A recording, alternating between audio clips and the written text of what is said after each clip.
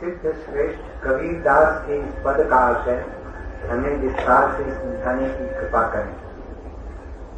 अपन को आप ही विसरो, जैसे शान कांच मन विरमा, भरमते भूख मरो। जो के हरि बप निरख कूप जल, प्रतिमा देख परो।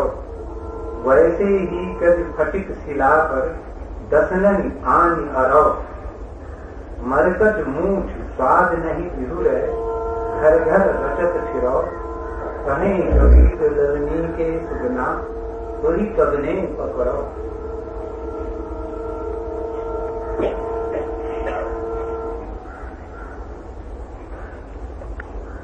सूत्र में प्रवेश के पहले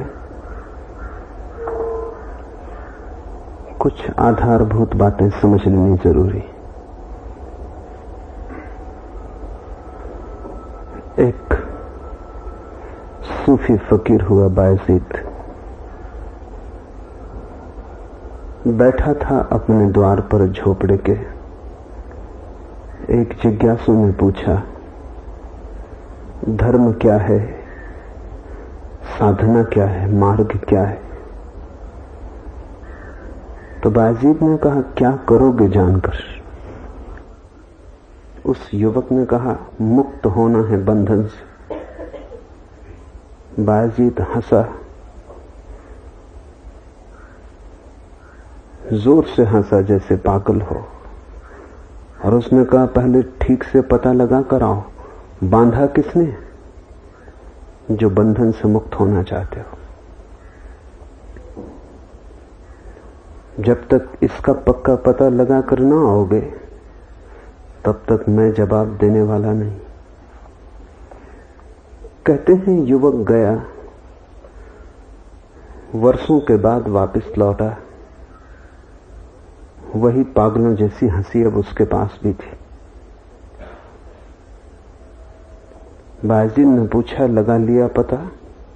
उस युवक ने कहा, अब कुछ पूछना नहीं, सिर्फ हंसी का जवाब देने आया। खुद ही बांधा था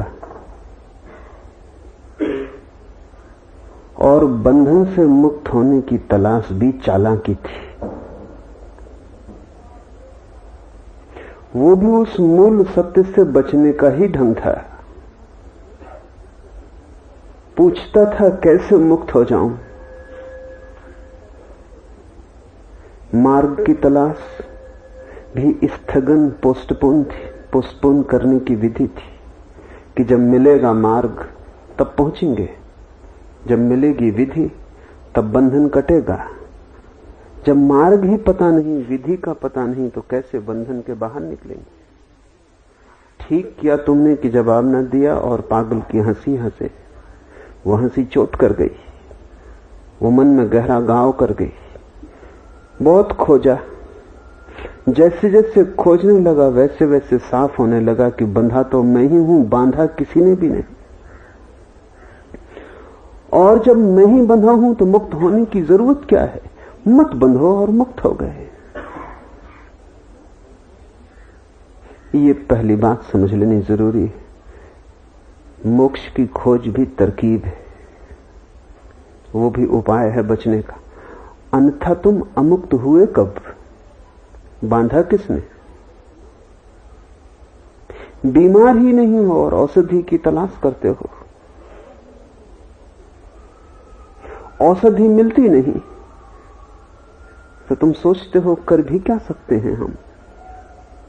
गुरु को खोजते हो, परमात्मा को खोजते हो, और उसे कभी खोया नहीं, वो तुम्हारे भीतर छिपा है। जब तुम खोज रहे हो तब भी वो मौजूद है, और इसकी हल्की झलक तुम्हें भी है। ऐसा भी नहीं है कि इस बात को तुम बिल्कुल भूल गए हो कि बांधा किसी ने नहीं। हल्की झलक तुम्हें भी है, क्योंकि ये इतना बड़ा सत्य है, इसे पूरा का पूरा भुलाया भी नहीं जा सकता। ये जंजीरें तुमने अपने ही हाथ से पहन रखी, हालांकि तुमने जंजीरों की तरह इन्हें नहीं पहना, तुमने आभूषण समझ के पहना। तुमने जंजीरों पर हीरे जवाहरात जड़ लिए, तुमने जंजीरें लोहे की नहीं सोने की बना ली, तुमने जंजीरों में बड़ा रस भर लिया है। अब तुम उन्हें छोड़ने में भी डरते हो, क्योंकि वे जंजीरें तुम्हें जंजीरें दिखाई ही नहीं पड़ती। कारागृह को तुमने खूब सजा लिया है और कारागृह को तुमने घर बना लिया है। अब तुम पूछते जरूर हो कि कारागृह से कैसे मुक्त हो, लेकिन तुम भली भांति जानते हो कि तुम मुक्त होना नहीं चाहते, अन्यथा कौन तुम्हें रोकता है। घर में आग लगी हो तो तुम छलांग लगा के बाहर निकल जाते हो, तब तुम पूछते नहीं कि गुरु कहां, जिससे पूछूं मार्ग। तब तुम पूछते नहीं कि विधि क्या है बाहर निकलने की। तब तुम शास्त्रों का अध्ययन मनन नहीं करते। तब आग लगी है, इतना जानना हो गया कि मार्ग तुम खुद ही खोज लेते हो। लेकिन संसार के बाहर निकलने के लिए तुम पूछते हो मार्ग कहां, तुम निकलना नहीं चाहते। और आग तुम्हें शत्रु नहीं मालूम पड़ती, मित्र मालूम पड़ती। फिर तुम पूछते ही क्यों हो? अगर यही सच है कि तुम्हें निकलना नहीं, अगर यही सच है कि कारागृह को ही घर बनाने में तुम्हें रस आता है, तो बनाओ। फिर मार्ग क्यों पूछते हो? मन बहुत चालाक है। मार्ग पूछ के तुम दोहरी बात अपने को समझा लेते हो कि मैं कोई साधारण सांसारिक आदमी नहीं, मैं आध्यात्मिक हूं। बंधन में पड़ा हूं लेकिन निकलना चाहता हूं। क्रोध करता हूं लेकिन आकांक्षा क्रोध की है। काम वासना में पड़ा हूं लेकिन ध्यान तो ब्रह्मचर्य का है। ऐसे तुम अपनी गंदगी को भी आदर्शों में छिपा लेते हो। ऐसे तुम घाव के ऊपर फूल रख लेते हो। घाव को तुम मिटाना भी नहीं चाहते, घाव को तुम देखना भी नहीं चाहते, इसलिए तुम पूछते फिरते हो मार्ग कहां, विधि कहां, गुरु कौन, कैसे मुक्त हो। तुम्हारी इस बेईमानी से कौन तुम्हें बाहर निकाल सकेगा? ये बेईमानी तुम्हें पूरी खुली आंख से देखनी होगी। कष्टपूर्ण है। दूसरे की बेईमानी देखनी तो बहुत आनंदपूर्ण होती है, खुद की बेईमानी देखनी बहुत कष्टपूर्ण होती है, क्योंकि उसमें तुम्हारी अपनी ही आंखों में तुम्हारी प्रतिमा गिर जाती और तुमने बड़ी भव्य प्रतिमाएं बना रखी। बुरे से बुरा आदमी भी यही मानता है कि आदमी तो मैं भला हूं, कभी कभी बुराई कर लेता हूं, ये बात दूसरी। बुराई कृत्य है, आदमी तो मैं भला हूं, संयोग से, परिस्थिति से, मजबूरी से, भाग्यवशात बुराई कर लेता हूं, करना नहीं चाहता हूं, और जिस दिन सुविधा होगी उस दिन भूल के भी नहीं करूंगा। मजबूरी है, पत्नी है, बच्चे हैं, घर द्वार है, थोड़ी चोरी, थोड़ी बेईमानी, थोड़ा असत्य कर लेता हूं, लेकिन आदमी में बुरा नहीं हूं। बुरे से बुरा आदमी भी अपनी एक सुंदर प्रतिमा बना के रखता है। वो सुंदर प्रतिमा बुरा होने में सहयोगी है, क्योंकि उस प्रतिमा के कारण ही तुम बुराई के घाव को नहीं देख पाते। उस प्रतिमा के कारण ही बुराई तुम्हें किस बुरी तरह बांधे हुए है और किस भांति जहर तुम्हारे रोए रोए में समा गया है, उसकी तुम्हें प्रतीति नहीं हो पाती। वो उस प्रतीति से बचने का उपाय है। इसलिए तुम विधि पूछते हो, मार्ग पूछते हो। ये तो पहली बात समझ लेनी जरूरी है कि तुम बंधे हो क्योंकि तुम बंधना चाहते हो। ये कितना ही कष्टपूर्ण हो, लेकिन इसे तुम भली भांति समझ लेना कि जंजीरें तुम्हारे हाथ में हैं, किसी और ने तुम्हें पहनाई नहीं, तुमने ही पहनी है। दोष दूसरे पर डालना हमेशा सुगम है। पति सोचता है पत्नी ने बंधन डाला हुआ है, कैसी मूढ़ता है। पत्नी सोचती पति ने बंधन डाला हुआ है, कैसा पागलपन है। कोई दूसरा बंधन डाल कैसे सकेगा? अगर तुम बंधन न चाहो, एक क्षण भी कोई तुम्हें रोक सकता है? पत्नी रोक सकती है, पति रोक सकता है, बच्चे रोक सकते हैं, कौन रोक सकता है? दुनिया की कोई भी शक्ति तुम्हें बंधन में नहीं डाल सकती। तुम्हारी मुक्ति अपराजेय है, उसे पराजित नहीं किया जा सकता। अगर घुटने टेक के तुम रुके हो तो तुम ही जिम्मेवार हो। कोई किसी को बांध नहीं रहा है, कोई किसी को बांध ही कैसे सकता है। कम से कम एक चीज तो ऐसी है जिस पे किसी का कोई वश नहीं, वो तुम्हारी आंतरिक परम स्वतंत्रता है। दोस्तोवस्की, रूस का एक बहुत बड़ा लेखक, बड़ा मनस्विद, बड़ा तत्वचिंतक, कारागृह में डाल दिया गया था।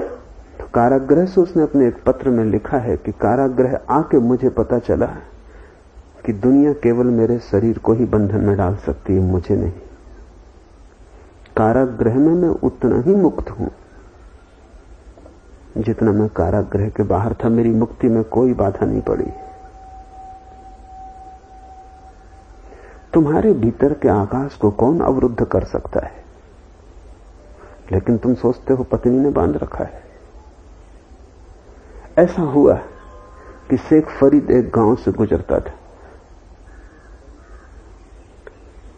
2-4 शिष्य उसके साथ थे। अचानक बीच बाजार में फरीद रुक गया और उसने कहा कि देखो, एक बड़ा सवाल उठाया, बड़ा तत्व का सवाल है और सोच के जवाब देना। एक आदमी गाय को ले जा रहा है बांधकर। फरीद ने कहा कि मैं पूछता हूं, ये गाय आदमी से बंधी है कि ये आदमी गाय से बंधा है? सिस्टर ने कहा, इसमें कौन सी बड़ी बात है, ये कौन से तत्व का सवाल है, और आप जैसे आदमी को मजाक करना शोभा नहीं देता।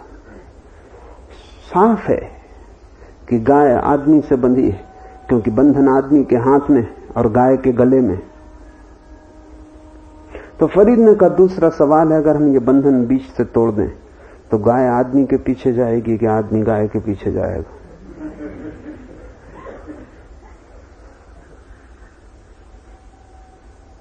तब जरा अनुयायी चिंतित हुए। उन्होंने कहा, बात तो सोचने जैसी है, मजाक नहीं, क्योंकि बंधन तोड़ दो तो गाय भाग खड़ी होगी और आदमी गाय के पीछे भागेगा।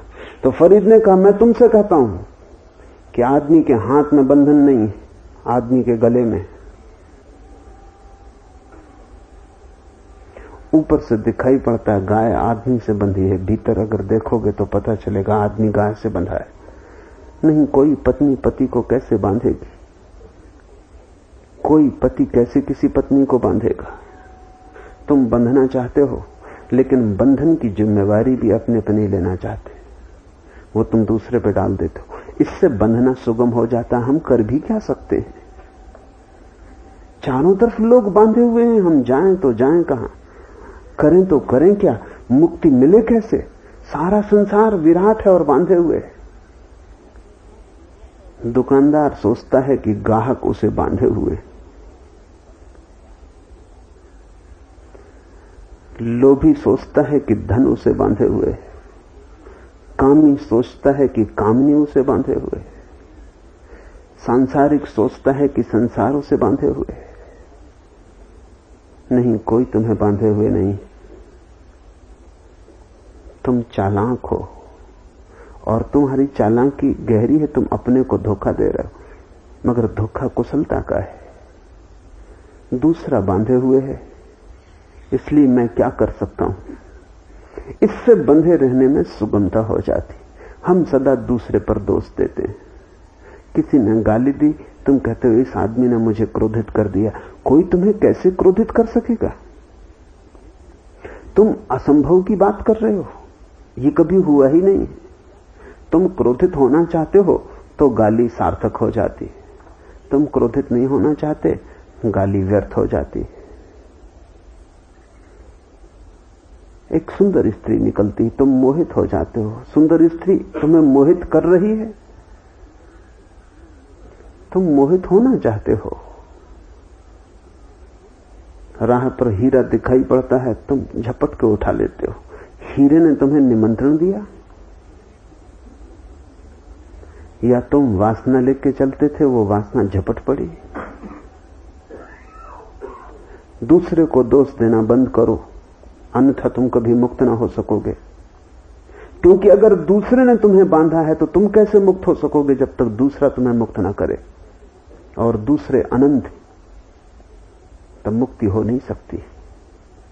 अगर यही सच है जो तुम कहते हो कि दूसरों ने हमें बांधा है, तो फिर मोक्ष जैसी कोई संभावना नहीं। फिर तुम कभी मुक्त ना हो सकोगे, फिर बंधन अनंत है, क्योंकि दूसरे अनंत है। और तुम्हें ये छोड़ देगी पत्नी तो और स्त्रियां हैं, कोई और बांध लेगा। तुम करोगे क्या?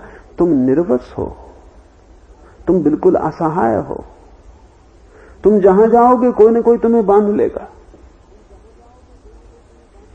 किसी न किसी का पट्टा तुम्हारे गले में होगा। अगर दूसरे ने बांधा है तो मोक्ष असंभव है। इसलिए कबीर, नानक, फरीद, सभी ज्ञानी इस सत्य को पहली सीढ़ी बनाते हैं कि इसे तो तुम बिल्कुल साफ कर लो, अन्यथा यात्रा ही ना होगी कि तुम ही बंधे हो। तब मुक्ति की संभावना है, क्योंकि तब तुम ही तोड़ सकते हो, तुम ही बंधे हो, तुम ही मुक्त हो सकते हो। न कोई तुम्हें बांधता है, न कोई तुम्हें बांध सकता है। तब एक और बात समझ लेनी जरूरी है जो बड़ी गहरी है। महावीर ने कहा है, कोई तुम्हें मुक्त भी नहीं कर सकता। तुम कितनी ही पूजा करो, कितना ही पाठ करो, कोई तुम्हें मुक्त नहीं कर सकता। क्योंकि अगर कोई तुम्हें मुक्त कर सकता है तो कोई तुम्हें बांध सकता है। अगर दूसरे ने तुम्हें बांधा ही नहीं तो दूसरा तुम्हें मुक्त भी ना कर सकेगा। इसलिए महावीर कहते हैं, तुम इस भ्रांति में भी मत पड़ना कि कोई दूसरा तुम्हें मुक्त कर देगा। महानतम गुरु भी तुम्हें मुक्त नहीं कर सकता, क्योंकि दूसरे के द्वारा मुक्त होने की संभावना तभी है जब तुम दूसरे के द्वारा बांधे गए हो। इसलिए बुद्ध कहते हैं, बुद्ध केवल इशारा करते हैं कि बंधन कहां है। बुद्ध मुक्त नहीं कर सकते। बंधे तुम हो, मुक्त भी तुम ही होगे। महावीर बता सकते हैं कि बंधन कैसे कटता है, बंधन क्या है, लेकिन महावीर तुम्हारा बंधन नहीं काट सकते। और ये शुभ है कि कोई दूसरा तुम्हारा बंधन नहीं काट सकता। नहीं तो इधर महावीर काटेंगे, कोई दूसरा बांध देगा। जब काटा जा सकता है तो बांधा जा सकता है, जब बांधा नहीं जा सकता तो काटा भी नहीं जा सकता। इसलिए गुरु तुम्हें मार्ग दे सकते हैं, लेकिन चलना तुम्हें। गुरु तुम्हें विधि दे सकते हैं, लेकिन विधि का उपयोग करना तुम्हें। गुरु इशारा कर सकते हैं, लेकिन इशारे को जीवन बनाना तुम्हें। गुरु कैटालिटिक एजेंट हो सकते हैं, उनकी मौजूदगी में तुम जाग सकते हो, लेकिन जागना तुम्हें। और बड़ी कठिनाई यह है, कबीर ने कहीं कहा है कि सोए हुए को जगाना आसान, लेकिन जो जागा हुआ पड़ा हो उसको जगाना असंभव। तुम उसी हालत में हो दूसरे। तुम बिल्कुल सोए भी होते तो हिला के तुम्हें जगाया जा सकता था। तुम बन के सो रहे हो, तुम चादर ओढ़ रखी है, आंख बंद किए पड़े हो, तुम सब भांति दिखला रहे हो कि तुम बिल्कुल गहरी नींद में हो और तुम जागे हुए हो। तुम्हें कैसे जगाया जाए? नींद हो टूट सकती है, झूठी नींद को कैसे तोड़िएगा? तुम धोखा दे रहे हो। आत्मवंचना तुम्हारा करीब करीब स्वभाव बन गया है।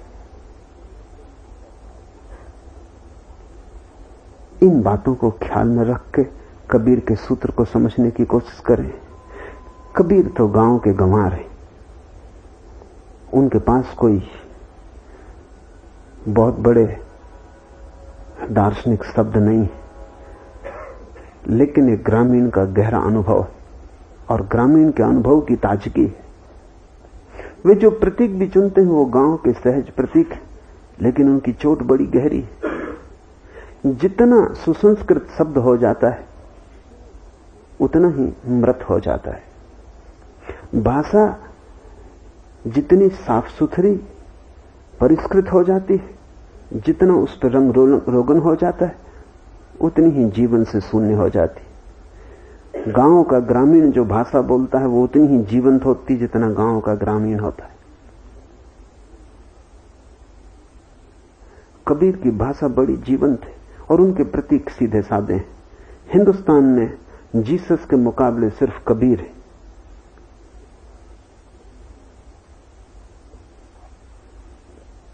महावीर, बुद्ध, कृष्ण, राम सब बहुत परिष्कृत दुनिया के लोग, बड़ी शुद्ध, सुसंस्कृत, कुलीन परंपरा के लोग हैं। कबीर ठेठ ग्रामीण, ठीक जीसस जैसे। जीसस बढ़ई के लड़के हैं, कबीर जुलाहे। जीसस भी गांव की भाषा का उपयोग करते हैं और ये जान के तुम्हें हैरानी होगी कि जीसस का जो प्रभाव है इतना विराट सारे जगत पर, आधी दुनिया जीसस के साथ है। उसका कारण उनकी भाषा की ताजगी। महावीर और बुद्ध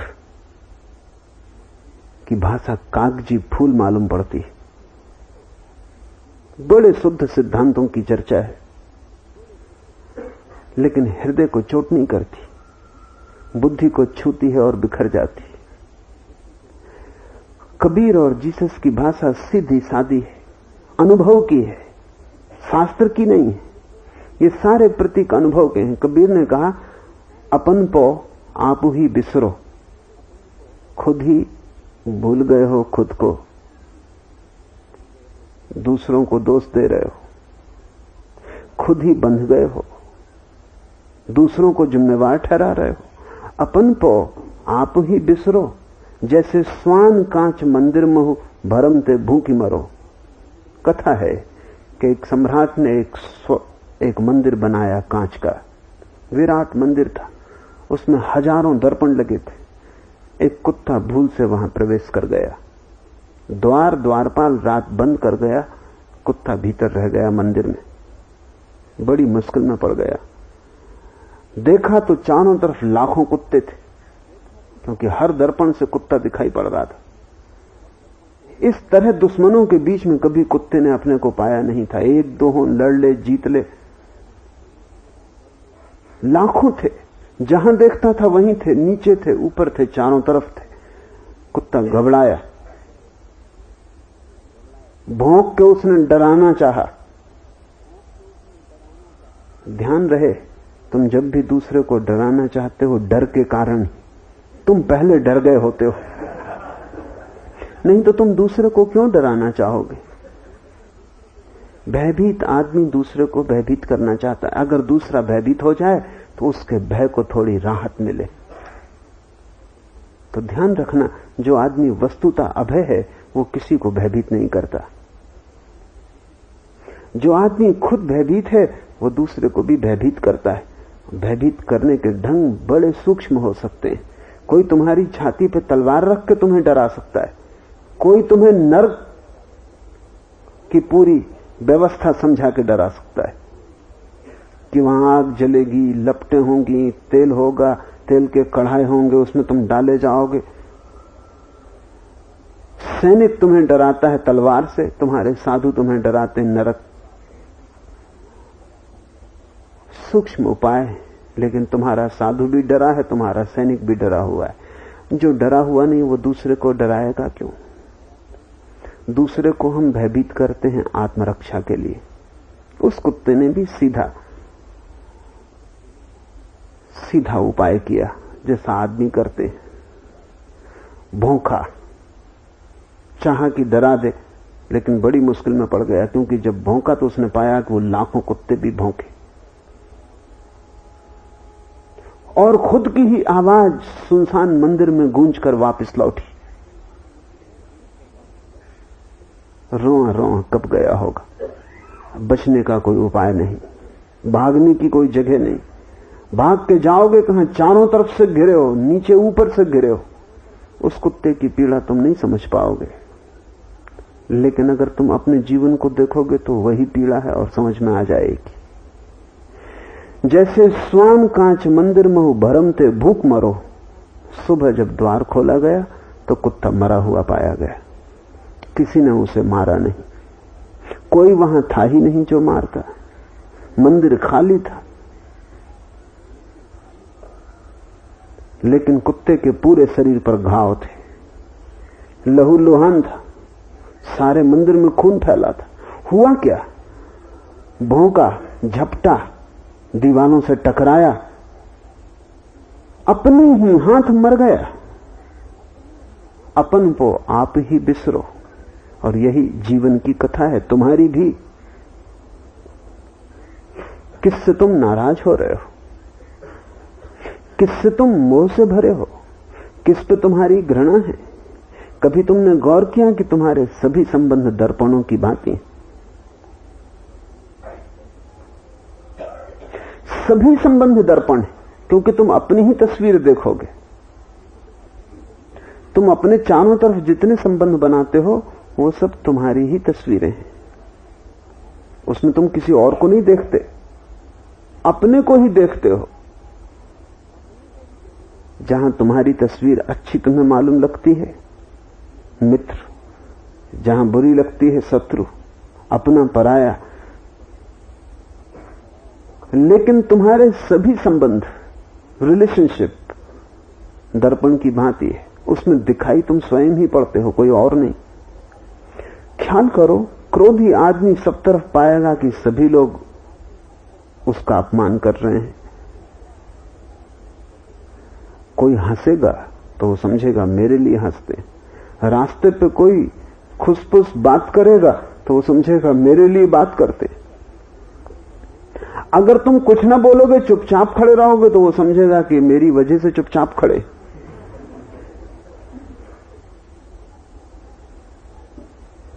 तुम कुछ भी करो, वो अपनी तस्वीर देखेगा।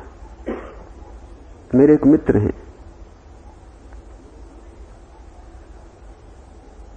उनका एक ही लड़का है। उनके लड़के ने मुझे कहा कि अब मैं मुश्किल में पड़ गया हूं, अब कोई उपाय दिखाई नहीं पड़ता, आप ही कुछ करें, मेरे पिता को समझा दें।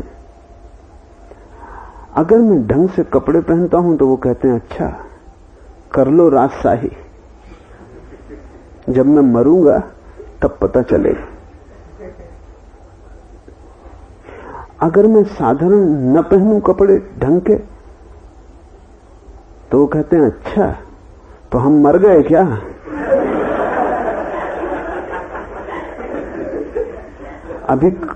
अभी तो ठीक से पहन लो, पीछे तो ये हालत आने वाली। उस युवक ने मुझे कहा कोई रास्ता नहीं दिखाई पड़ता, सब करके देख चुका हूं, लेकिन नतीजा वो हमेशा वही निकालते हैं जो उन्हें निकालना है, और उनका नतीजा बिल्कुल तर्कयुक्त है। दोनों में कहीं कोई गलती आप नहीं पा सकते।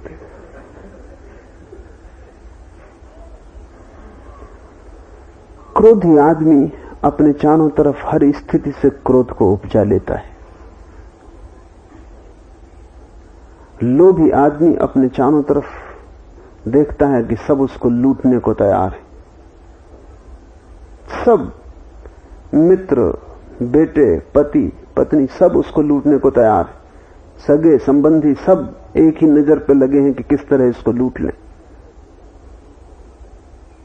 लोभी पाता है कि सारा संसार उसे लूटने को तैयार है। ये लोभ की तस्वीर दर्पण में दिखाई पड़ रही है। कामी पाता है कि सारा संसार उसको कामना में ग्रस्त करना चाहता है। त्यागी पाता है कि सारा संसार उसे त्याग की तरफ ले जा रहा है। त्यागी पाता है कि सारा संसार एक ही इशारा कर रहा है कि छोड़ो, भागो। तुम जो हो उसकी ही प्रतिध्वनि तुम्हें चारों तरफ सुनाई पड़ती है, और सारा जगत दर्पण है। कांच मंदिर कबीर जिसको कह रहे हैं, जैसे स्वान कांच मंदिर महु भरमते भूख मरो, और आखिर में जब तुम मिट जाते हो और सारी जिंदगी तुम मिटते हो, तो आखिर में तुम यही पाओगे, यही सोचोगे इन सब ने मिलकर समाप्त कर दिया, मार डाला।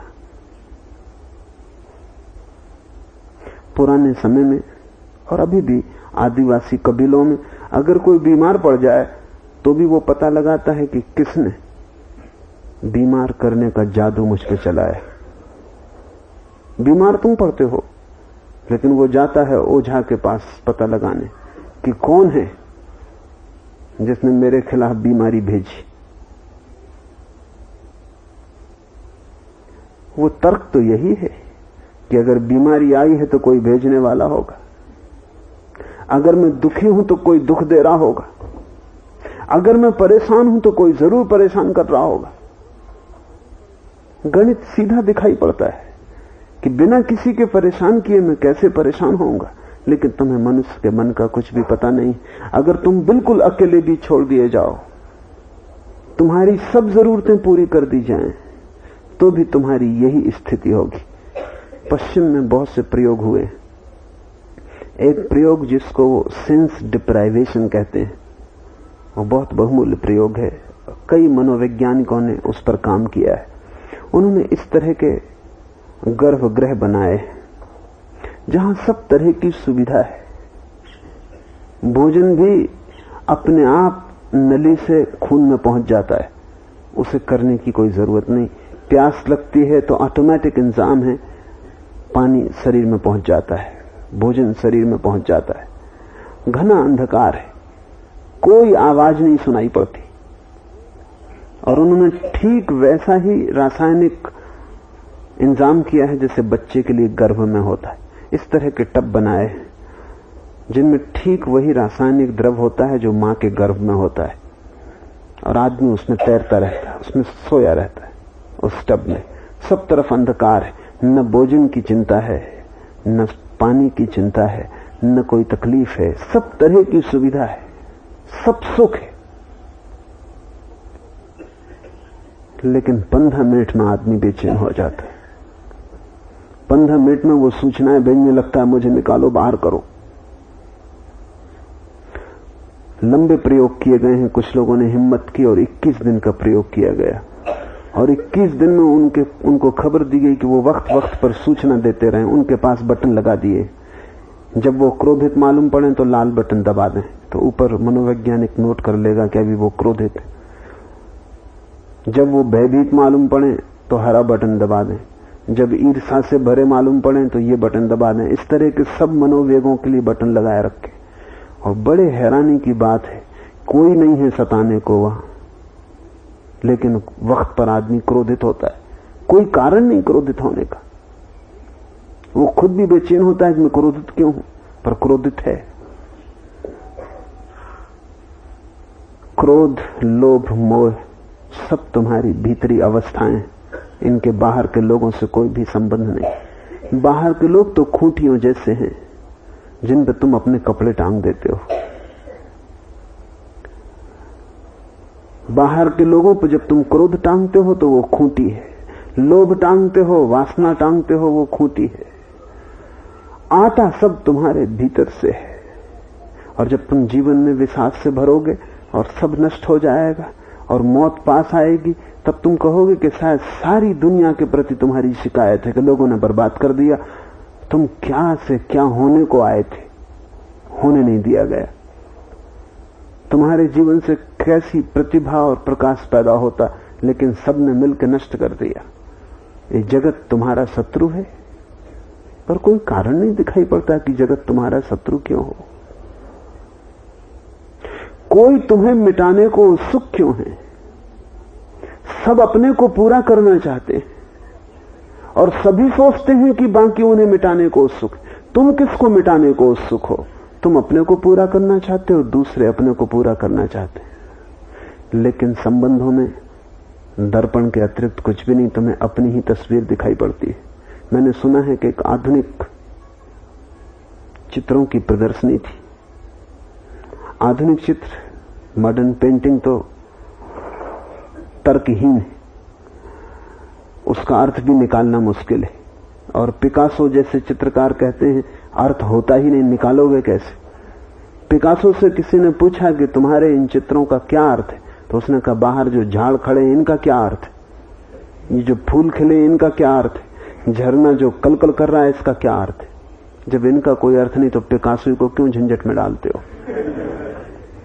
जब परमात्मा अर्थहीन है तो मुझ गरीब को क्यों फंसाते हो। मैं भी अर्थहीन हूं, तो आधुनिक चित्रकला बिल्कुल अर्थहीन है, प्रकृति जैसी है। उसे तुम देख के प्रसन्न हो सकते हो, उदास हो सकते हो, दुखी हो सकते हो, सुखी हो सकते हो, मगर अर्थ वहां कुछ भी नहीं। मुल्ला नसरुद्दीन देखने गया था उस प्रदर्शनी को, आधुनिक चित्रों की। चित्र देख देख के वो परेशान हो गया। कुछ सूझबूझ के बाहर है सब, न इनका आगा न पीछा, न यही पता चलता कि सीधे टंगे हैं कि उल्टे टंगे हैं। आखिर एक चित्र के सामने खड़ा हो गया और उसने कहा कि हद हो गई, इस चित्र का क्या अर्थ है? उस चित्रकार ने कहा, महानुभाव, आप दर्पण के सामने खड़े, ये चित्र है ही नहीं।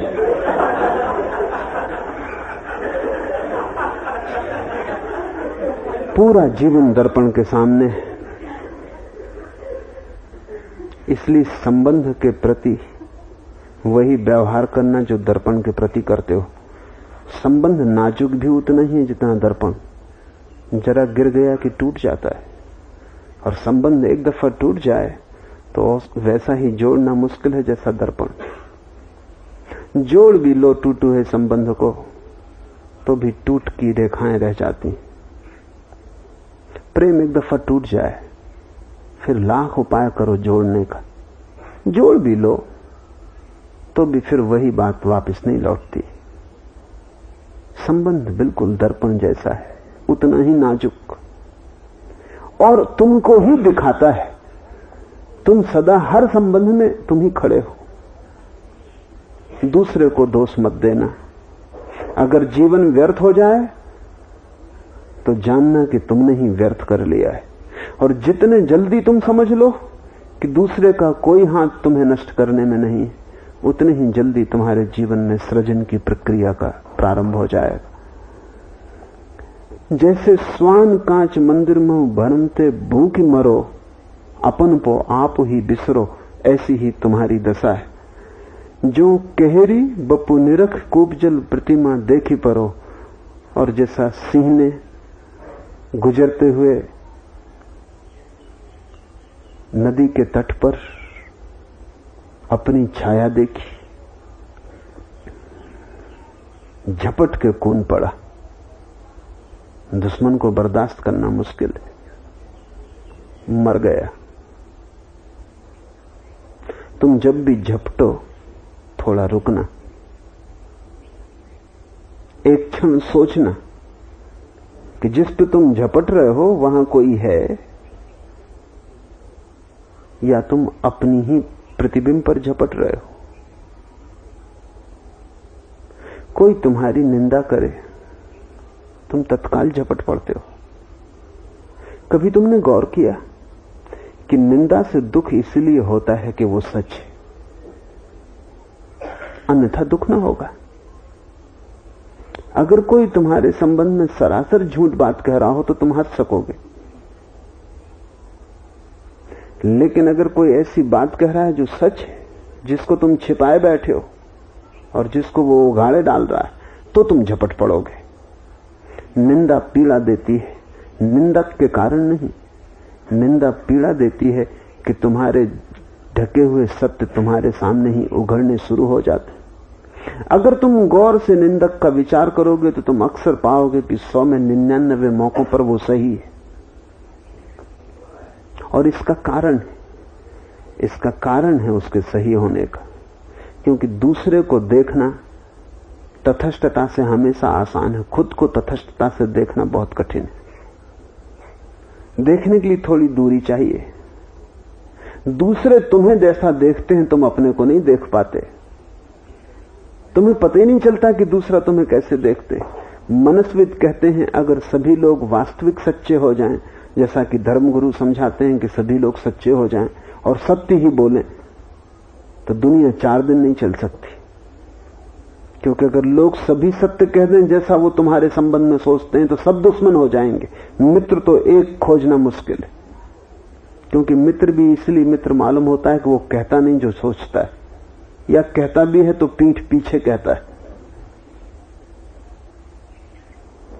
दूसरा तुम्हें गौर से देख पाता है क्योंकि उसकी एक तथस्थता है। एक बात कभी तुम्हें भी निरीक्षण में आई होगी, कोई आदमी समस्या लेके तुम्हारे पास आ जाए तो तुम उसे बड़ी कीमती सलाह दे पाते हो, और अगर वही समस्या तुम्हारे जीवन में हो तो खुद की सलाह भी तुम खुद के काम में नहीं ला पाते हो। क्यों? दूसरे को सलाह देना आसान है क्योंकि फासला है। बड़े से बड़े सर्जन की पत्नी का ऑपरेशन करना हो तो वो खुद नहीं करता क्योंकि हाथ कपेगा, फासला कम है। दूसरे की पत्नी पे कोई दिक्कत नहीं है उसको, दूसरे की पत्नी से क्या लेना देना है। दूसरे की पत्नी पे वो ऐसे ऑपरेशन करता है जैसे पोस्टमार्टम कर रहा हो, जिंदा है कि मुर्दा कोई फर्क नहीं। लेकिन अपनी पत्नी में लगाव है, बच्चे हैं, घर परिवार है, वो कहीं मर न जाए, कहीं भूल चूक ना हो जाए, भयभीत होता है, कपता है। तो बड़े से बड़े डॉक्टर को भी अगर अपनी पत्नी का ऑपरेशन करवाना हो तो किसी दूसरे सर्जन को बुलाना पड़ता है। और बड़े से बड़े डॉक्टर को भी अगर खुद की ही बीमारी का निदान करना हो तो दूसरे से करवाना पड़ता है। बड़ी हैरानी की बात है। तुम जो सभी जानते हो, क्या जरूरत है किसी और से निदान करवाने की? खुद निदान कर लो। लेकिन फासला अब और भी कम है, पत्नी से तो थोड़ा बहुत फासला था भी।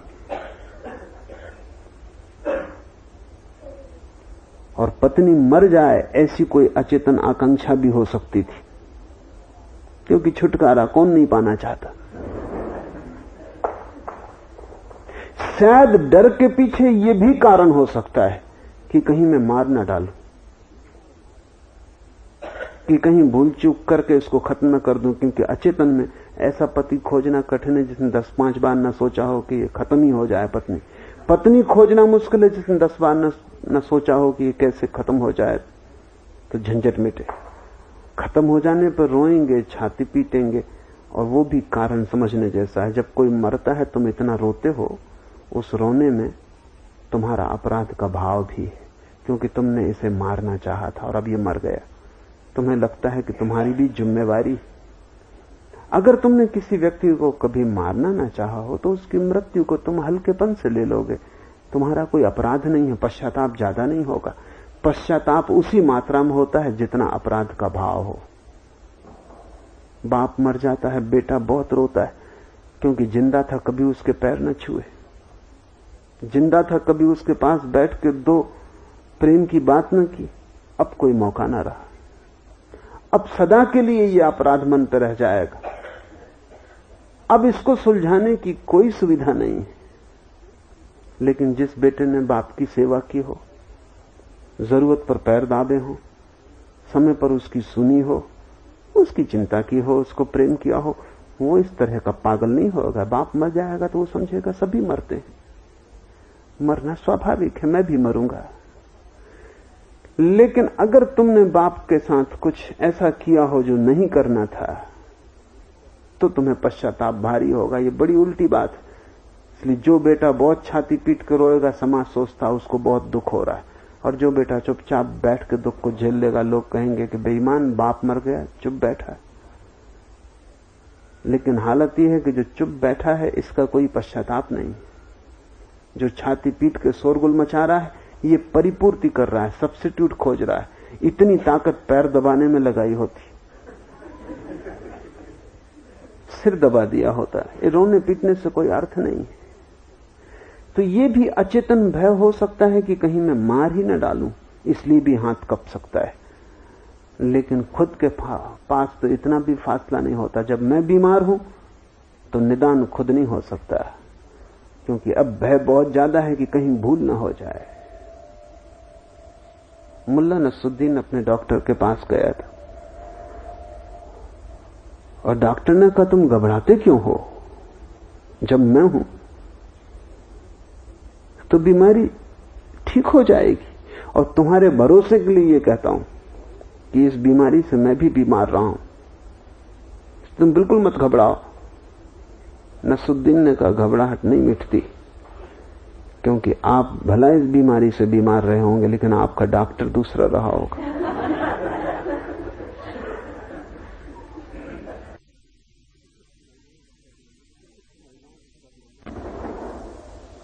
खुद का इलाज करना मुश्किल, इसलिए खुद के जीवन में खुद का ज्ञान काम नहीं आता है। इसलिए कबीर कहते हैं, काहे की कुसलात।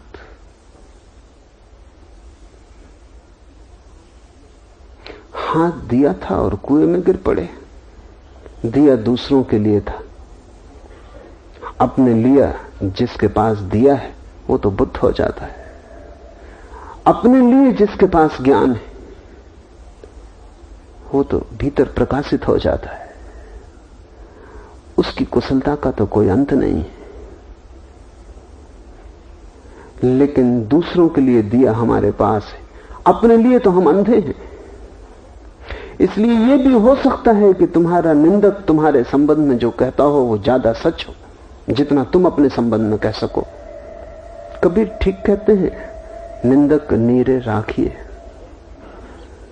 और उसकी बात पर सोचना और तुम हैरान होगे, वही बात चोट पहुंचाती है जो सच है। सच अखरता है, सच चुभता है। अगर तुम्हारे संबंध में कोई झूठी बातें कह रहा हो तो कोई हर्ज नहीं। ऐसा मैंने सुना है कि ऑस्कर वाइल्ड, एक पश्चिम का बड़ा लेखक, किसी दूसरे लेखक के संबंध में एक लेख लिखा जिसमें उसने बड़ी उसकी निंदा की। वो लेखक उससे मिलने आया और उसने कहा, ऐसी क्या दुश्मनी बंजा रहे हो, क्यों इस तरह की झूठी बातें मेरे संबंध में लिखते हो। ऑस्कर वाइल्ड ने कहा, चुप रहो, अगर सच लिखना शुरू कर दूंगा तो तुम कहीं के न रहोगे। और कहते हैं वो आदमी चुपचाप खिसक गया, फिर उसने शिकायत न की। झूठ तुम्हारे संबंध में कोई कहे सहा जा सकता है, सच चुभता है। जो चीज चुभे जान लेना कि किसी दर्पण ने तुम्हारा चेहरा दिखाया। और दर्पण को तोड़ देने का मन होता है। मैंने सुना है कि एक महिला जो बड़ी कुरूप थी, वो दर्पणों की दुश्मन थी। जहां भी दर्पण देखती फौरन तोड़ देती। उसको यही मैनिया, पागलपन था। उसको मनस्विद के पास लाया गया कि इसका इलाज करो। उस स्त्री ने कहा कि मैं कुछ भी हो जाए दर्पण को बर्दाश्त नहीं कर सकती, क्योंकि दर्पणों के कारण मैं कुरूप हो जाती। दर्पणों के कारण मैं कुरूप हो जाती। दर्पण नहीं होता तो मैं सुंदर हूं, दर्पण होता है तो मैं कुरूप हो जाती। दर्पण तुम्हें क्यों कुरूप करने में लगेगा? दर्पण का क्या लेना देना है? दर्पण का क्या स्वार्थ, क्या संबंध? पर दर्पण वो बता देता है जो तुम हो। सब संबंध दर्पण है। और वो स्त्री जो कर रही थी वही लोग संबंधों के संबंध में कर रहे हैं। लोग संबंध तोड़ते हैं। सन्यासी भाग जाता है पत्नी को छोड़ के कि ये सब नहीं सहा जाता, लेकिन पत्नी दर्पण थी, तुम्हारी वासना को प्रकट करती थी, तुम्हारी वासना को दिखा देती थी। दर्पण तोड़ने से क्या होगा? तुम उसी महिला जैसे पागल हो, हिमालय पे भागकर क्या करोगे? वासना तो सांस चली जाएगी, दर्पण छूट जाएगा। खतरा ज्यादा है हिमालय में, क्योंकि दर्पण न होगा तो तुम अपने को सुंदर समझने लगोगे। लेकिन 30 साल बाद या 30 जन्मों बाद भी अगर वापस लौटे हिमालय से, जैसे ही दर्पण दिखाई पड़ेगा वैसे ही कुरूप हो जाओगे। कुरूप तो तुम थे ही। इसलिए वास्तविक सन्यासी संबंधों से भागता नहीं, संबंधों में जागता है, दर्पण को गौर से देखता है। और वास्तविक सन्यासी अपने संबंधियों को धन्यवाद देगा कि तुमने मुझे दिखाया, जगाया, चेताया कि मैं क्या हूं। झूठा सन्यासी भागता है, सच्चा सन्यासी जागता है। इसलिए मैं निरंतर कहता हूं, भागो नहीं, जागो। उसे सूत्र बना लेना है। किसी संबंध से मत भागो, क्योंकि सभी संबंध तुम्हें जगाते हैं। जागो और अपने को बदलो। दर्पण को तोड़ने से क्या होगा? जिस दिन तुम बदल जाओगे, यही दर्पण तुम्हारे संबंध में दूसरी खबर देगा। जब तुम सुंदर होगे, दर्पण तुम्हें सुंदर कहने लगेगा। दर्पण बिल्कुल निष्पक्ष है। जो केहरी बपू निरख कूपजल प्रतिमा देख परो, वैसे ही गज फटिक शिला पर 10 नंदी आनी धरो। आनी अरो। और वैसे ही हाथी ने स्फटिक शिला में देखकर अपने चेहरे को स्फटिक शिला से टक्कर दे दी, दांत तोड़ डाले अपने। मरकट मुठी स्वाद नहीं बिहरो, घर घर रटत फिरो। कबीर के प्रतीक बड़े सीधे साफ हैं। ऐसा अक्सर हो जाता है कि बंदर किसी घड़े में हाथ डाल देता है सामान निकालने को, चने हैं, कुछ और भोजन है, और फिर मुट्ठी बांध लेता है। और स्वभाव था जितनी बड़ी मुट्ठी बांध सकता उतनी बांध लेता है। हम भी वही करते हैं। बंदर और आदमी में निश्चित ही संबंध है। डार्विन गलत नहीं हो सकता, क्योंकि जब मुट्ठी का भरने का मौका मिला हो तो छोटी कौन बनाएगा, उसको हम ना समझ कहेंगे। बुद्धिमान बंदर, छोटा बच्चा बंदर का शायद थोड़ा बहुत निकाल ले बाहर, ना समझ है, अनुभवी नहीं है। लेकिन अनुभवी बंदर तो जितनी बड़ी मुट्ठी भर सकेगा उतनी भरेगा। अब मुट्ठी हो जाती है बड़ी और बर्तन के मुंह से हाथ बाहर नहीं निकलता, तो बंदर बर्तन को लटकाए हुए कष्ट भोगता है, भागता है, द्वार द्वार, घर घर छलांग लगाता है, लेकिन मुट्ठी नहीं खोलता। चिल्लाता है, चीखता है, निश्चित ही कष्ट में पड़ा है। और शायद सोचता होगा कि इस बर्तन में कोई तरकीब है जिसकी वजह से मैं फंस गया, लेकिन मुट्ठी नहीं खोलता। वही तुम्हारी दशा है। बड़ी मुट्ठी बांध ली, मुट्ठी नहीं खोलते, और द्वार द्वार सिर पटकते फिरते हैं। शांति चाहिए, आनंद चाहिए, जीवन चाहिए, और एक घड़े में फंसे, उसकी वजह से बड़ी मुसीबत है। बंदरों को पकड़ने वाले बंदरों की इस नासमझी का फायदा उठाते, वो घड़े को गाड़ देते हैं जमीन में, तो बंदर भाग भी नहीं सकता, मुट्ठी खोल भी नहीं सकता। तुम नहीं खोलते तो बंदर कैसे खोलेगा? कोई तुमसे कम समझदार है बंदर? कोशिश करता है कि बंधी मुट्ठी बाहर निकल आए। यही तो तुम भी कर रहे हो। मेरे पास लोग आते हैं, वो कहते हैं सब जैसा चल रहा है चलता रहे और मन शांत हो जाए, मुट्ठी बंधी रहे और मन शांत हो जाए, ऐसी कोई तरकीब बताएं। सब जैसा चलता है चलता रहे, इसमें कुछ अड़चन ना पड़े और मन शांत हो जाए।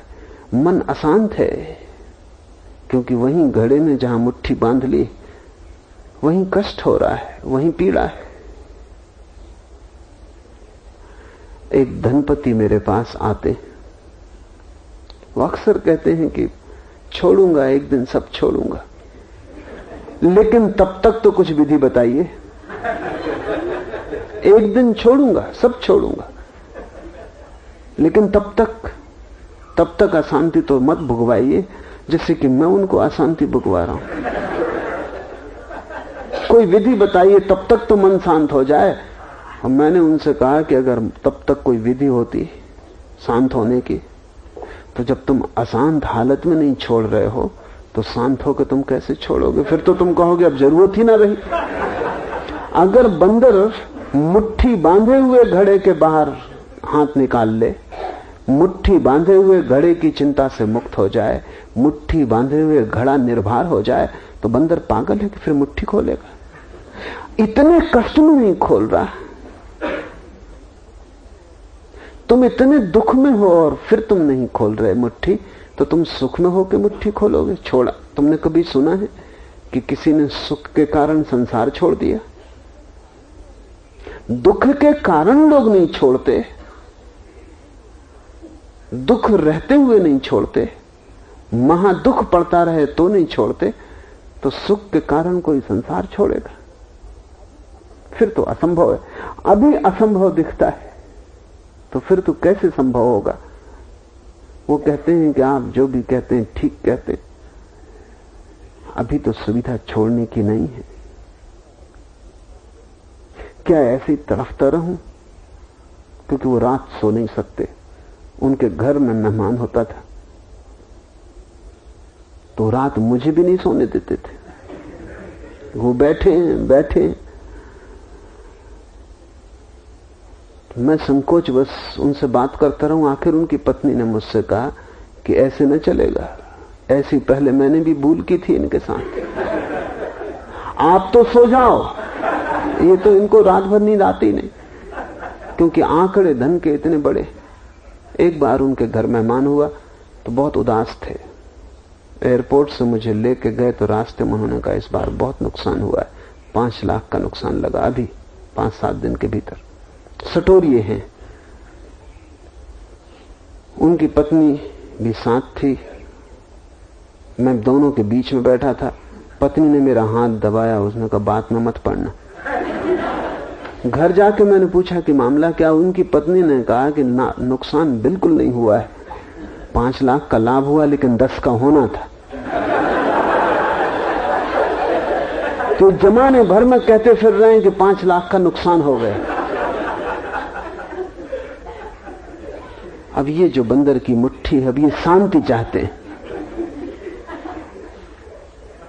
लाभ कल्पना का जो था वो कल्पना पूरी नहीं हुई, उसको नुकसान कह रहे हैं।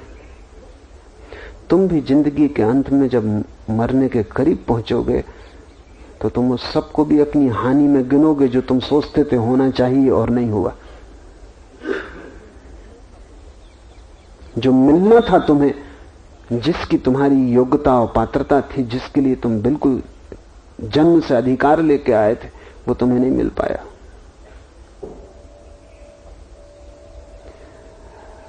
मुट्ठी खोलनी पड़ेगी, बंदरपन से नहीं चलेगा। और सन्यास का इतना ही अर्थ है बंदरपन से मुक्त हो जाना। वो नासमझी इतनी साफ है कि तुम परेशान हो रहे हो ज्यादा लोभ के कारण, तुम परेशान हो रहे हो ज्यादा क्रोध के कारण, तुम परेशान हो रहे हो उतनी वासनाएं इकट्ठी कर ली हैं जिनको बांध के रखने का तुम्हारे पास उपाय भी नहीं। तुम्हारी मुट्ठी छोटी है और तुमने बहुत भर लिया है। आवश्यकता तक तो मुट्ठी काफी है, जैसे ही आवश्यकता वासना बनती है मुट्ठी छोटी पड़ जाती। फिर जितनी बड़ी तुम मुट्ठी बनाते जाते हो, संसार के घड़े में उतने ही फंसते जाते हो। कहते हैं कबीर मरकटी मुट्ठी स्वाद नहीं बिहरो, घर घर रटत फिरो। और फिर घर घर चिल्लाता फिरा, रोता फिरा, मगर मटके को लटकाए रहा। कष्ट भारी था, लेकिन लोभ भी भारी था। लोभ कष्ट से ज्यादा मालूम पड़ता है, इस बात को ख्याल में रख लें।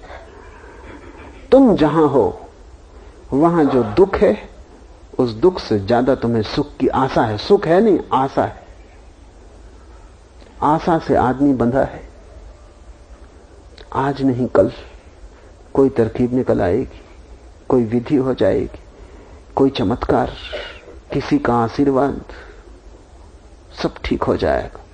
आशा से मत छोड़ो। एक दफा मुट्ठी बाहर निकाल ली, फिर पता नहीं दोबारा डालने का मौका मिले न मिले। घड़ा रोज तो मिलता नहीं। घड़े कम हैं, बंदर ज्यादा हैं।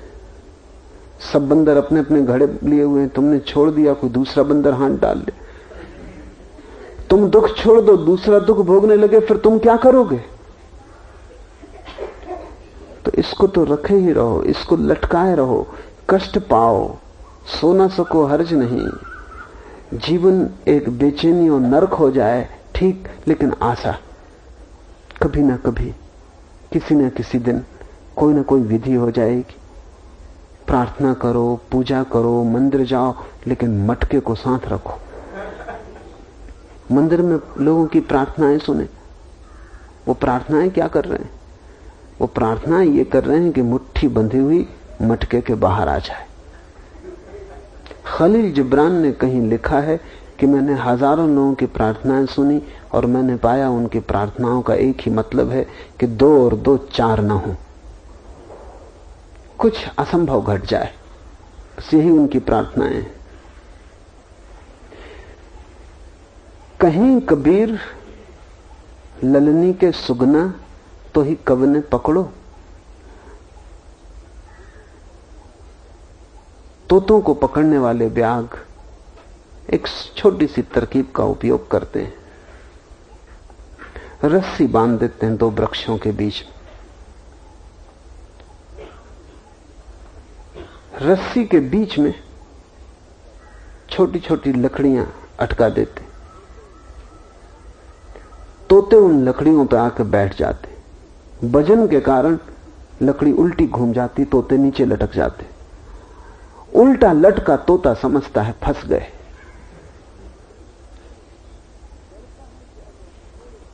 डरता है कि अगर छोड़े हाथ तो नीचे गिरेंगे और मरेंगे। कोशिश करता है कि किसी तरह सीधा होकर बैठ जाए। वो रस्सी है पतली, उस पर सीधा होकर वो बैठ नहीं सकता, उसका वजन ज्यादा है, वो नीचे गिरेगा।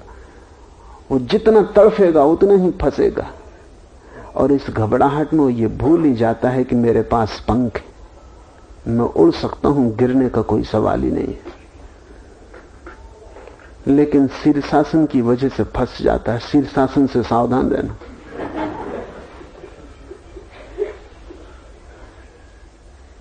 लोग उल्टे खड़े फिर डरते हैं। कबीर कहते हैं कहीं कबीर ललनी के सुगना तो ही कवने पकड़ो। तुझे पकड़ा किसने है मूर्ख?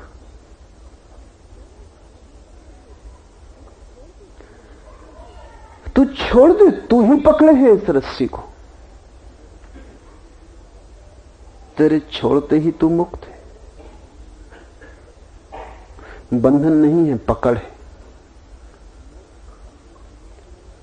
मोक्ष बंधन से मुक्ति नहीं है, पकड़ से छुटकारा है। बंधन तो बाहर होता है, पकड़ भीतर होती है।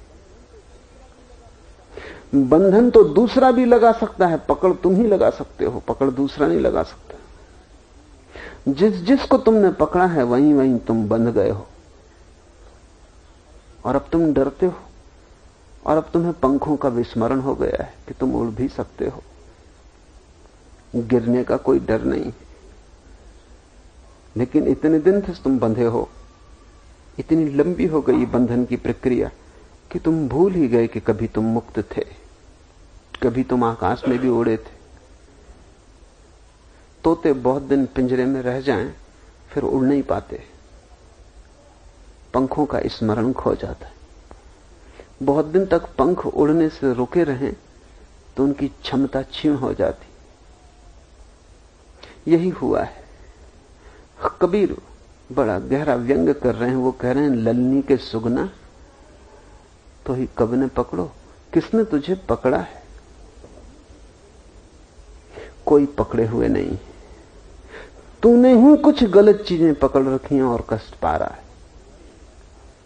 इसलिए समस्त धर्म का सार है पकड़, क्लिंगिंग को छोड़ना। कुछ भी मत पकड़ो, जियो सब, पकड़ो कुछ भी मत। रहो घर में, रहो दुकान पर, बाजार में, पकड़ो मत। मुट्ठी खुली रखो। जियो सारे संसार को, वो जीने के लिए है। उसके जीने से प्रौढ़ता मिलेगी, उसके जीने से समझ बढ़ेगी। अनुभव बुद्धिमत्ता को लाएगा। जियो पर जागकर जियो, पकड़ो मत। मुक्त रहकर जियो। विचरो संसार से। एक भी अनुभव ऐसा नहीं कि उसे तुम छोड़ो। सभी अनुभव कर लेने जैसे हैं, क्योंकि उनको करने से ही तुम्हारे भीतर जो छिपी हुई संभावना है बोध की, वो जगेगी। सभी अनुभव बुरे भले गुजर जाने जैसे, पर जाग कर गुजरना, ताकि कोई अनुभव कारागृह न बन जाए और तुम किसी अनुभव में बंद न हो जाओ। अभी ऐसा ही हुआ है। एक बार तुम जो अनुभव कर लेते हो तुम उसमें बंध जाते हो, फिर तुम बार बार उसी को करना चाहते हो। क्लिंगिंग, पैदा हो गई, पकड़ पैदा हो गई। जो भी अनुभव तुम्हें सुख देता है, जरा सी भी झलक देता है, तुम मुट्ठी बांध लेते हो। तुम इतना अविश्वास किए हो जीवन पर, तुम्हें यह पता ही नहीं कि जिस जीवन से यह अनुभव मिला उस जीवन से और बड़े अनुभव भी मिलेंगे। बंधने की जल्दी क्या है? जो जीवन यहां लाया वो जीवन और विराट किनारों पर भी ले जाएगा। यहीं घर बना लेने की जल्दी क्या है? तुम रास्ते पर पहला कदम ही रखते कि वहीं पड़ाव बना लेते हो। रुको, ठहरो। रात का विश्राम बुरा नहीं है, लेकिन सुबह होते चल पड़ो। वेदों के ऋषियों ने कहा है, चलते रहो, चलते रहो, रुको मत, ठहरो भला। बुद्ध अपने भिक्षुओं को कहते थे, चरे वेति, चरे वेति, चलते रहो, चलते रहो। विश्राम के लिए रुको, घर मत बनाओ। कहीं भी जहां तुमने पकड़ बनाई वहीं घर बनता है, और जहां घर बना वहां जल्दी ही कारागृह निर्मित हो जाता है। बौद्धों की बड़ी पुरानी कथा है। एक आदमी सन्यासी हुआ, उसने गुरु से दीक्षा ली। तो गुरु से उसने पूछा कि दीक्षा के समय कुछ बोध जो मैं सदा याद रखूं। गुरु ने कहा, एक बात भर ख्याल रखना,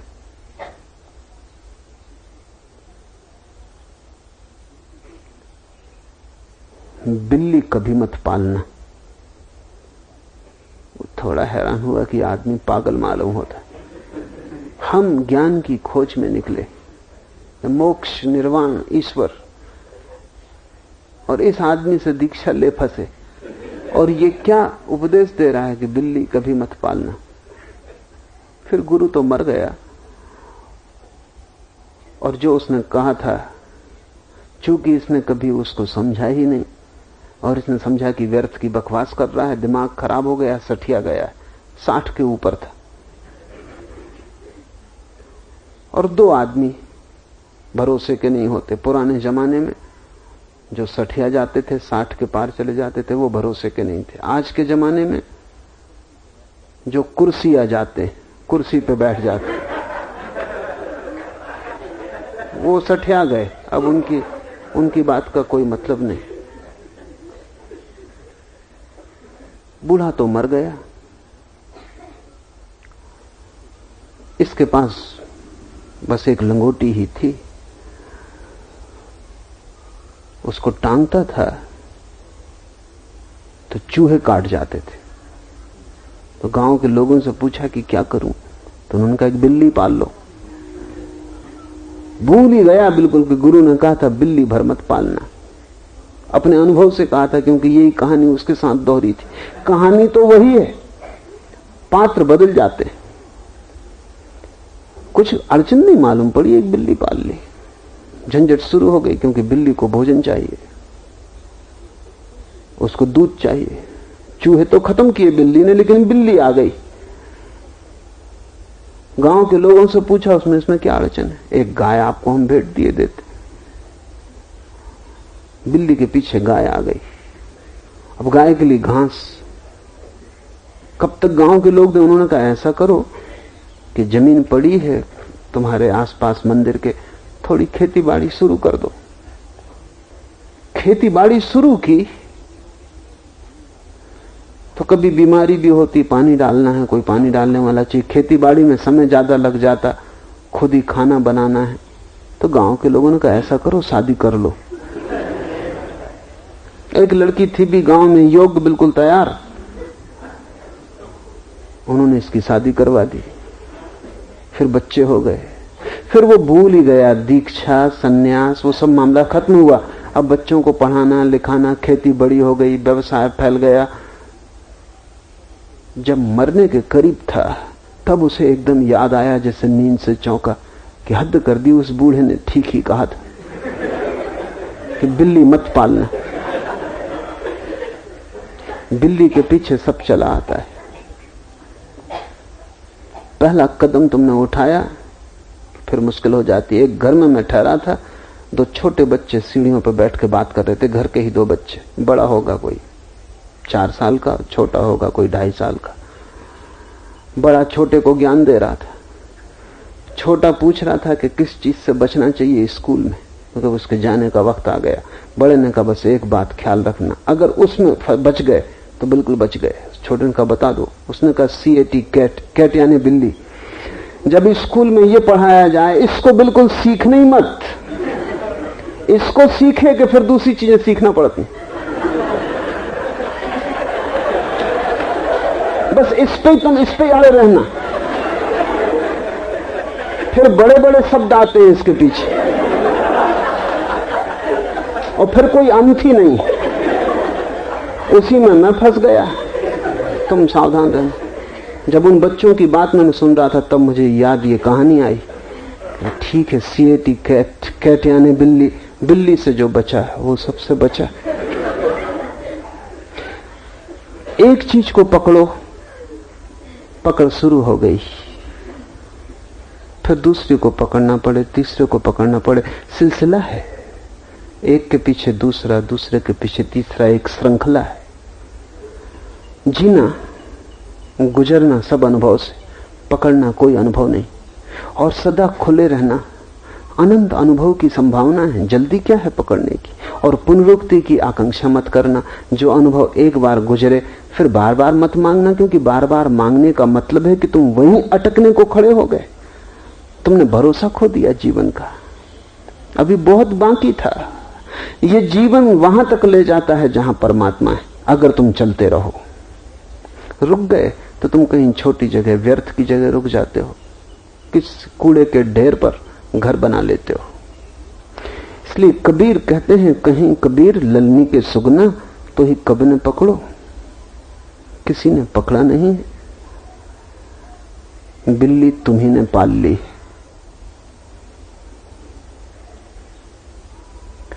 तुम ही चाहो तो छूट सकते हो। छूटने के लिए सिर्फ छूटने की चाह है। और क्या है पकड़, उसको समझने का प्रयास चाहिए। अभिप्सा कि मैं मुक्त होना चाहता हूं, और इस अभिप्सा के पीछे स्वभावतः समझ विकसित होनी शुरू होने लगती है कि मैं बंधा क्यों हूं। सिद्धों ने कहा है तुम बंधे नहीं हो, तुमने अपने को बांध रखा है। अगर तुम मुक्त होना चाहते हो, इसी क्षण मुक्त हो सकते हो। एक क्षण भी गंवाने की कोई जरूरत नहीं। समझ की प्रगाढ़ता, त्वरा, तीव्रता एक लपट की तरह सभी अतीत को राख कर सकती। इसी क्षण तुम मुक्त हो सकते हो। आज इतना ही।